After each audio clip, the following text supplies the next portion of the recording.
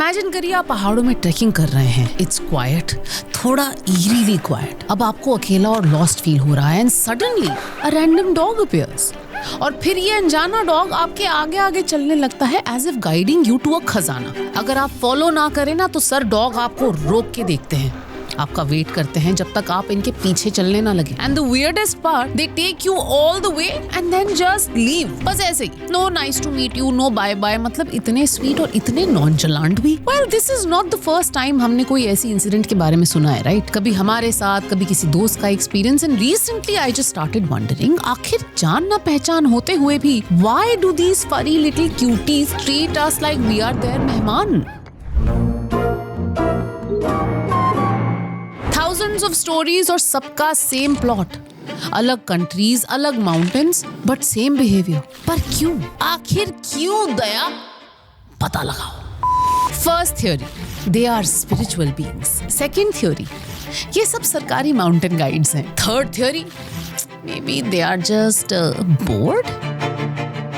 There is a real reason. Mountain dogs का एक strong territorial instinct होता है, पर ये aggression नहीं होता। जब आप उनके एरिया में एंटर करते हो ना, उनका फर्स्ट थॉट होता है अटैक, नहीं, ऑब्जर्व। तो वो आपके साथ साथ चलने लगते हैं, ना लीड करने के लिए, ना डोमिनेट करने के लिए, बस इंश्योर करने के लिए कि आप कुछ ऐसा ना कर दो जो आपको या उनके एरिया को ना अनसेफ बना दे। और जब आप उनका एरिया क्रॉस कर जाते हो तो हमारे पेट्रोल ऑफिसर्स भी रुक जाते हैं। देखिए, ये डॉग्स जो है ना, ये यहीं पैदा हुए होते हैं, यही बड़े हुए होते हैं। दे नो कौन सा पाथ स्टेबल है, कौन सा थोड़ा रिस्की हो चुका है और कौन से रूट्स पे वाइल्ड एनिमल्स यूजुअली मूव करते हैं। तो जिसको हम एक ट्रैक बोलते हैं ना, जहाँ हम मैप्स खोलते हैं, सिग्नल्स ढूंढते हैं, उनके लिए ये ट्रैक नहीं है, ये घर है।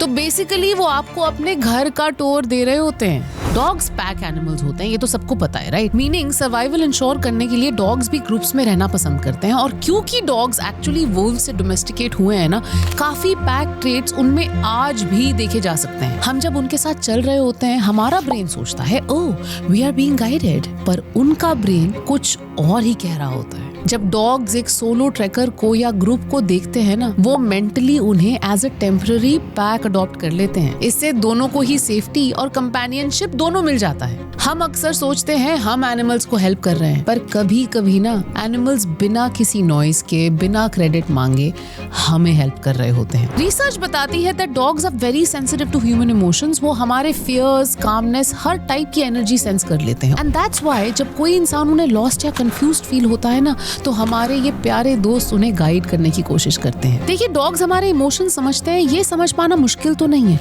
बट आखिर ये बॉन्ड शुरू कैसे हुआ? देखिए, ह्यूमंस और डॉग्स का बॉन्ड ना कोई रीसेंट ट्रेंड तो है नहीं। ये रिश्ता कम से कम 15,000 साल पुराना है। मतलब जब फार्मिंग भी एग्जिस्ट नहीं करती थी ना, तब भी डॉग्स ऑलरेडी ह्यूमंस के साथ रहते थे। जो वुल्व्स ह्यूमन से कम डरते थे, वो हंटर गैदरर कैंप्स के आसपास रहने लगे। वहाँ उन्हें मिलता था फूड वेस्ट, लेफ्टओवर्स, यानी कि इजी सर्वाइवल। और जो ज्यादा फ्रेंडली थे वो ज्यादा सर्वाइव किए। इस प्रोसेस को कहते हैं self domestication. No training, no leashes, बस एक स्लो नेचुरल फ्रेंडशिप। फिर ह्यूमंस ने नोटिस किया ये एनिमल्स हंटिंग में हेल्प करते हैं, अलर्ट रहते हैं और प्रोटेक्टिव भी हैं। और वहीं से हुई इस लेजेंडरी पार्टनरशिप की शुरुआत। आर्कियोलॉजिस्ट को 14,000 साल पुराने डॉग बेरियल भी मिले हैं, जिसका मतलब है कि कुछ डॉग्स को सिर्फ टूल नहीं, फैमिली जैसे ट्रीट किया जाता था। टाइम के साथ डॉग्स टुक अपॉन मल्टीपल रोल्स, कभी हंटर्स, कभी हर्डर्स, कभी गार्ड्स और कभी बेस्ट फ्रेंड्स।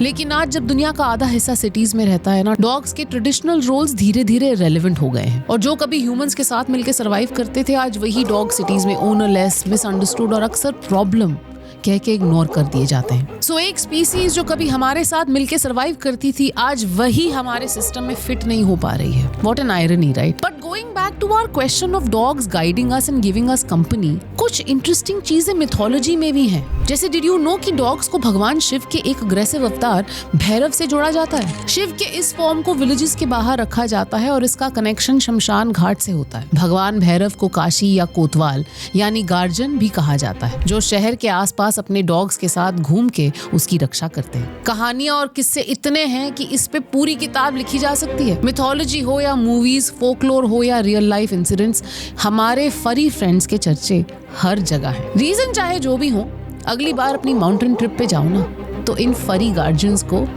प्यार जरूर दिखाना।